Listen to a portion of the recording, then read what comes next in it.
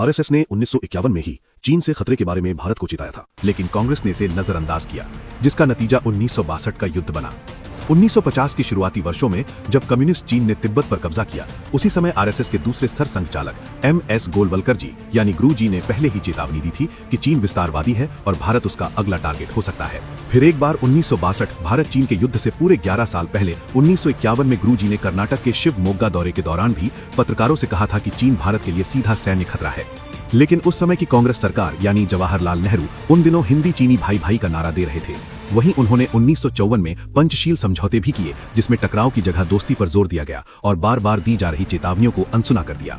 भारतीय पत्रिकाओं के अनुसार 1962 से पहले ही खतरे के संकेत साफ दिखने लगे थे।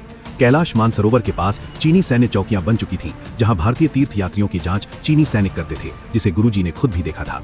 इसके बाद गुरुजी ने युद्ध से ठीक 2 दिन पहले भी चेतावनियां दी, 16 अक्टूबर 1962 को चित्तौड़गढ़ में और 18 अक्टूबर 1962 को अलवर में। लेकिन कांग्रेस सरकार ने देश की सुरक्षा को फिर अनदेखा कर दिया, जिसका नतीजा ये निकला कि ठीक 2 दिन बाद 20 अक्टूबर 1962 को ऑल इंडिया रेडियो ने चीन के पूर्ण पैमाने पर हमले की घोषणा की।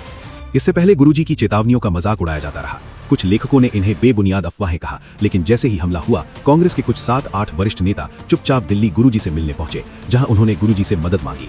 जिसके तुरंत बाद आरएसएस के स्वयं सेवकों ने सेना को लॉजिस्टिक्स, परिवहन, रक्तदान और पूरे देश में नागरिक सहायता दी। 30 अक्टूबर 1962 को गुरुजी ने नेहरू जी को औपचारिक रूप से पूरा सहयोग देने की घोषणा कर दी। चीन भारत युद्ध के दौरान दिए गए सहयोग के सम्मान में 26 जनवरी 1963 की गणतंत्र दिवस परेड में आरएसएस के स्वयं सेवकों को मार्च करने की अनुमति दी गई। लेकिन युद्ध में भारत ने 38,000 वर्ग किलोमीटर क्षेत्र और अनगिनत जानें गंवा दी। ये किस्मत नहीं थी, ये दूरदर्शिता को नजरअंदाज करने की कीमत थी।